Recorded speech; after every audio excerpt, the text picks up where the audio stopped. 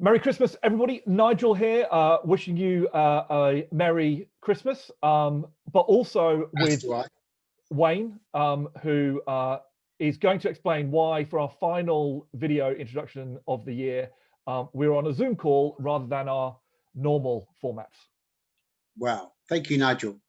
So what we decided to do for Christmas is to each choose a Christmas film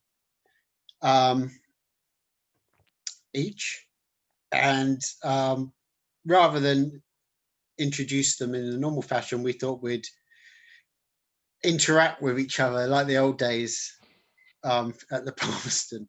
That everybody misses so much. Yes, exactly. So we're going to take it. Nigel will go first. I'll sit here quietly heckling, and then I will introduce my Christmas film. Great. That's okay. It. Brilliant. Thank you, Wayne. Classic. I'm sorry? Sorry? What did you say? 1, 2. I said simple, classic, timeless, I was going to say. Wonderful. Okay. Yeah, so my pick is a proper golden age Hollywood oldie. It's called The Holiday Affair from 1949.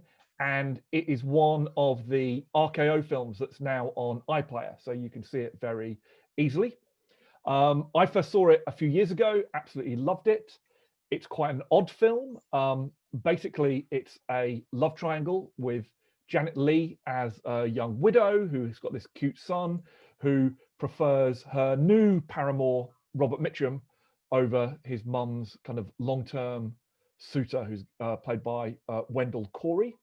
And in the opening scene, we discover that Robert Mitchum's character, called Steve, sells toy trains in a department store. And I think it's really this sort of playing against type that I really love so much. So yes, it's Robert Mitchum. He's got a hat on. He's wearing a long coat. He still looks like he's walked out of a film noir. And he definitely has this sort of like roguish charm that you'd expect. But, you know, he's kind of like fundamentally a nice guy. But you can definitely see why Janet Leigh would, you know, her head would be turned by Bob rather than Wendell. And yeah, just a few little kind of interesting facts, I guess. So at the time, Robert Mitchum was contracted to RKO, and apparently Howard Hughes pressured him to take part in this film to repair his public image, because you might know he was famously spent 50 days in prison on a marijuana bust for possession. So this was sort of like, if you can play kind of like a nice guy, people will see him in a different light. Other few interesting things kind of made by, so it's set in New York, great New York locations. There's a lovely scene, brilliant scene in Central Park with Robert Mitchum and a squirrel. Again, something you might not expect from a Robert Mitchum film. But this was made kind of on the back of Miracle on 34th Street. So another Christmas film, New York, department store, romance. The director, not particularly well-known, kind of journeyman director, but the screenwriter, Isabel Leonard, she then later went on to write Funny Girl, Love Me or Leave Me, which is the, forgotten the name of the actress who died this year. Never mind. Thingy Bob. Musicals. See, this is why it's like the old days. Anyway. Not the one who was 103. No, not Olivia de Havilland. Anyway, it'll come to me. And Viva Las Vegas also wrote that. And it's also got a really great Christmas dinner scene. So, you know, if you are kind of, well, maybe you're grateful that you might not have to spend, if you're one of the people who are grateful you don't have to spend Christmas with your family this year, the dinner scene, Christmas dinner scene in this film will remind you why. So yeah, I think really enjoyable, very nostalgic, very much kind of like a portrait of, you know, kind of like 1940s American values. You know, you'll cringe at a few bits, but great, fun old Christmas movie with Bob Mitchum. Yeah, kind of. That's what we call him now, Bob. I'm calling him Bob. I think his pals, friends, acquaintances would call him Bob. Yeah. So yeah, that's my pick. You can watch it on iPlayer for free.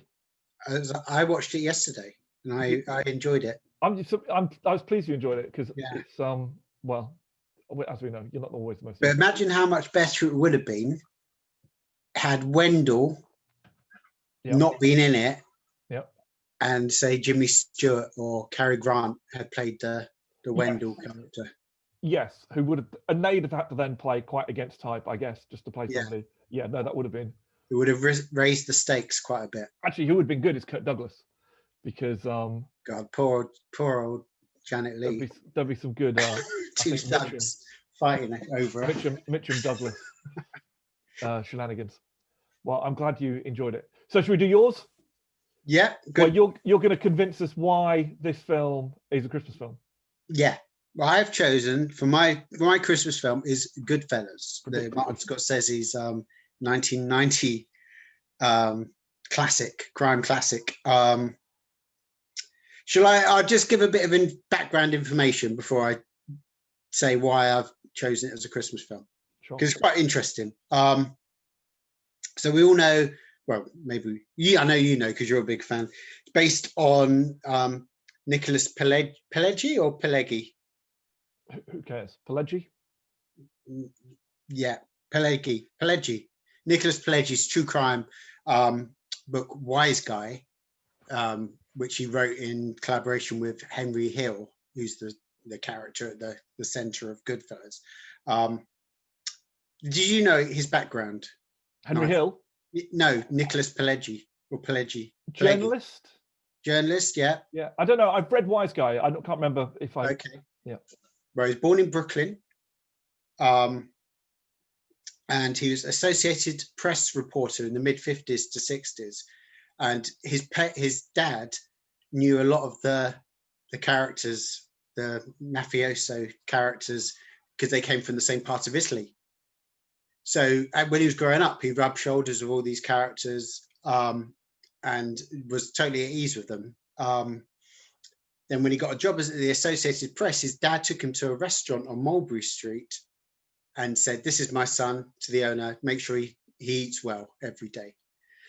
So he'd do the late shift and come in very like 3 a.m. And it was just a mob hangout, basically, this place. So he got well known there. But because he worked for the Associated Press, who sold their stories to like 7 New York newspapers, he didn't have a byline, basically. So all the mobsters would come to him for gossip, and which he had, but then he would get stuff in return and it'd all make it into the papers. So he really knew that world well, though he wasn't tempted to join in any way, apparently. Thank goodness. Yes, indeed. So that went on for a decade, perhaps. And in 1968, I'm just checking my notes, he joined the New York Magazine, where he did get a byline. But by then, the Godfather novel was about to come out, and people were a lot more aware of how the mob worked, and the gangsters themselves loved seeing themselves in the papers. So he was fine then. At some point, I couldn't pin this down as a date, which is strange. He was approached by Henry Hill, right, the retired mobster. I guess it would have been in the 80s. Yeah, it must have been, mustn't it? Because he was still active before then. So yeah, early 80s, I guess he was approached by Henry Hill, who was in the witness protection program, and asked if he would collaborate on a telling of his life story, which was a breach of the rules for being in the witness protection program. But Henry Hill obviously didn't care. Scorsese got a copy of this in proof in 1985 while he was working on The Color of Money. He loved it. He phoned Nicholas Pileggi a few times, and Nicholas Pileggi just didn't take the calls, apparently. Actually, hang on. He's off. He's gone. Where is my book? Am I going to try and I'm getting all of this information from this book, which I read recently, it's okay. It's not amazing, but it's okay. But anyway, where was I? Oh, yes. So Scorsese's doing The Color of Money. Scorsese's kind of on his uppers at this point. He's not, he's not a hit director. He gets through to Pileggi. He says, I can't offer you anything other than I want to make this film. That's it. So it's just a verbal handshake over a telephone. The book came out. it was a massive hit. Pileggi was inundated with requests from like Brian De Palma to make it into a movie, and he just hang on to this sort of promise from Scorsese over the telephone that Scorsese wanted to make the film. Scorsese was making Last Temptation of Christ, so he had to wait for all, and that was, as you know, that was a bit of a story in itself. I love that film. One day we will show it at Easter at Film Club. I don't love that film. If I get my way. But anyway, where was I? I'm turning over my pages. While you do that, Doris Day, that was the actress who died. Okay. I forgot. It came to me. Right. Yeah, so Scorsese's making Last Temptation of Christ. Pileggi hangs on and hangs on and hangs on for Scorsese to finish Last Temptation of Christ and get into Goodfellas, or Wise Guy, as it was in. They finally, it comes out what Last Temptation of Christ Scorsese's ready to do. Wise Guy, and they cast Ray Liotta and Joe Pesci, but they can't get it green lit because Last Temptation of Christ was not a success, as we know, and Scorsese still was not, his reputation had taken a bit of a battering. So they said, you can get a green light if you get big star. We need one star at least. So he phoned up De Niro, and De Niro said, yeah, I'll do it. So that's how De Niro came on board, and it all got greenlit. And then they, Pileggi and Scorsese wrote the screenplay. Now, this is interesting. I didn't know this, right? Do you know who Nicholas Pileggi was married to? Lorraine Bracco. No, that's Harvey Keitel. Is it an actress? Is it somebody connected? No, it's a writer. I don't know. Nora Ephron. Oh, wow. Yeah. And that is a good fact. Yeah, and this is even better. She wrote the screenplay, which came out a month before Goodfellas, My Blue Heaven. Right. About, I'm not familiar with that film. If you don't know it, no. Steve Martin film about, he plays a mobster in the Witness Protection Program. Oh wow! No, I don't know at all. It's Steve Martin and the guy from Ghostbusters, the little guy, Rick Moranis. Yeah, as the FBI agent, his keeper. I'll have a look. It's not a very good film. Okay. But it's just interesting. So she was obviously she would answer the phone a lot, apparently, or the kids would answer the phone and he'd say, it's Henry, can I speak? And because her uncle was called Henry, they would often put the phone, give it to Nora, thinking it was Uncle Henry. Right. And so she would have really long phone conversations with him. And then that all went into My Blue Heaven. So that's a sort of interesting. I didn't like it at the time, but I would rewatch it. So it became Goodfellas other than Wise Guy. And we know why. Another film, the De Palma. Yeah, but I thought it was because of Tough Guys. Do you know Tough Guys? Yes. Lancaster and Kirk Douglas. Yeah. I thought it was because of that. But there's Wise Guys. Do you know who's in Wise Guys? No, this is why you wanted to do this format, isn't it? So you could essentially. Well, because I want to tell you things. No. Wise Guys. So Brian De Palma, who was one of the people who wanted to direct Wise Guy. Yeah. Danny DeVito stars as a low-level New Jersey mobster. Also stars Frank Vincent. Oh, yes, of course. Who Billy Batts in Goodfellas. Harvey Keitel. Right. And get this, Catherine and Charles Scorsese. Oh, really? Yeah. Oh. Do you know what the poster for Wise Guys is? What do you mean the poster? Well, the film poster. They're making pasta. Pink Cadillac. Oh. Well, there we go. There you are. When do I learn why it's a Christmas film? Well, I'm still on the title. God. We said this is going to only last 15 minutes. How long has it been? How long have we been? Well, we're heading into the 20th minute, I feel. This is gold. So everybody knows, I deliberately kept mine brief. Yeah. Goodfellas. I think Goodfellas is also a reference to The Godfather. The GF. Yes. and we've got The Godfather, where it's high levels, and then Goodfellas, we're down in the with the buffers, Yep. as Chico would say. And I think, so why is it a Christmas film, you ask? Well, the key incident in the film, the key event is the how do you pronounce it? Lufthansa. It's not pronounced like that. Lufthansa. No, Lufthansa. I think it's a silent F. No. I think it is. If you're a real wise guy, you don't pronounce the F. So the Lufthansa heist is the key event, which took place in December 1978, which is then followed by lots of Christmas scenes. And we get, is it the Ronettes is Frosty the Snowman playing, which then makes you think of the Phil Spector Christmas album. And which is, which ties into the Crystals, Then He Kissed Me earlier on. And that event is that's the sort of pivotal.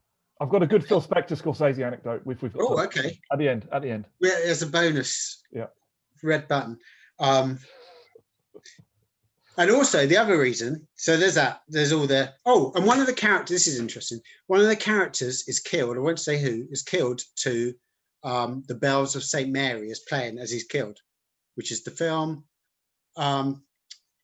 Michael and Kay are coming out of in The Godfather when they read about Vito being shot. Of course. Which I consider, for that scene, I always think of The Godfather as a Christmas film as well.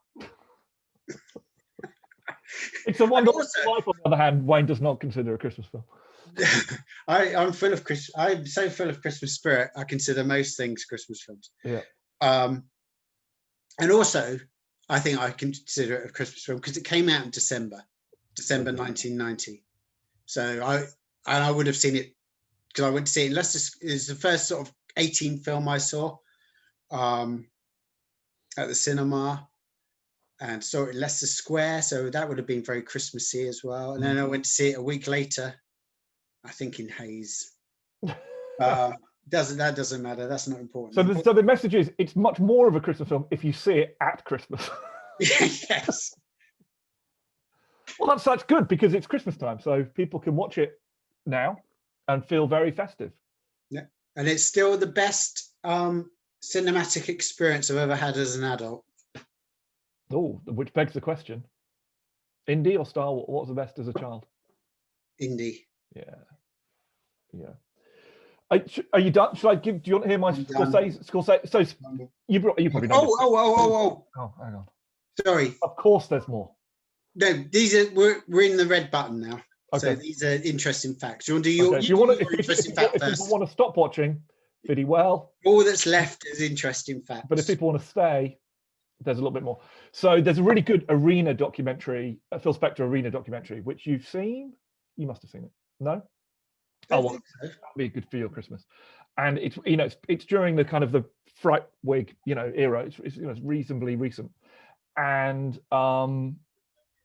he really gets pissed off. He talks about Scorsese very angrily in that documentary because John Lennon is, when he was recording with John Lennon had seen the first cut of Mean Streets and with Be My Baby at the beginning. Yeah.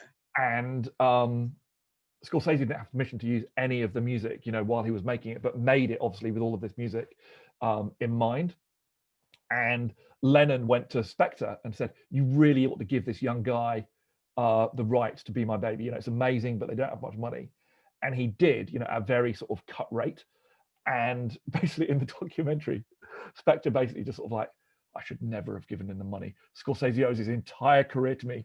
If it wasn't for that song at the beginning of Mean Streets, the film that made him, there would be no Martin Scorsese." So it's just an amazing little bit of the Spector ego. Although I still think, that Phil Spector Christmas album is still the best Christmas album, in my opinion. Yeah, I'll go along with that. So what else you got? Right. There's two other films about the Lufthansa. I don't think it's pronounced like that. Lufthansa heist. Did you know about this? 2 other films about that heist. You'll have to remind me. I don't. One came out in 1991, The $10 Million Getaway. Don't know. And the Robert De Niro character, Jimmy Conway, as he's called in the film. His real name is Jimmy Burke, but his daughter was phoning up loads, saying we want X amount of thousands of dollars for the use of the name in the film. So they said, okay, we'll just change it from Burke to Conway. That's that sorted. John Mahoney. Oh, really? Yeah, and apparently in a wig. Well, you'd love it then. I know you're a big fan of wigs in movies. And do you know Mike Starr? The actor Mike Starr? Not off the top of my head. He plays Frenchie in Goodfellas, the night watchman. Okay. Who's the security? I'm the security. You're looking at it. He plays Frenchie in this film as well. He reprises the same character. Well, he ends up in a garbage truck at the end. And the other one about the heist is 2001's The Big Heist, starring Donald Sutherland as the Robert De Niro character. And apparently this wig is awful. So I'm looking forward to seeing that. That should be your Christmas. You should just watch. You should watch all of the related films. You should watch Wise Guy, Tough Guys. See if there's any other Pileggi work. But this book says it changed the name because there was a TV series called Wise Guys. Which I didn't know about that. But, the other interesting fact, the FBI agent, Ed McDonald, who kind of gives them their new identities and everything, plays himself. Oh. That's the real FBI guy who was on Henry Hill's case. Interesting. Yeah. Interesting. So, are we done? Yes, I think so. Well, people may remember at the beginning of the video, I did recommend another film briefly called A Holiday Affair, starring Robert Mitchum. You can watch that on iPlayer. I'm sure Goodfellas is widely available. Wayne, I'm looking forward to. I'll see you later in the week to drop off your Christmas present, which I think you will enjoy a great deal in light of this conversation. I'll say no more. And a wig. Maury's wig. Damn it! You guessed. Okay, shall we bid everybody farewell? Yes. Okay. Happy Christmas, everybody. We'll see you on the other side. Thank you. I think we should say thank you very much for all of your support for the last, months and months and months. We appreciate it. Okay. Yeah. Biddy well. Biddy well. Bye.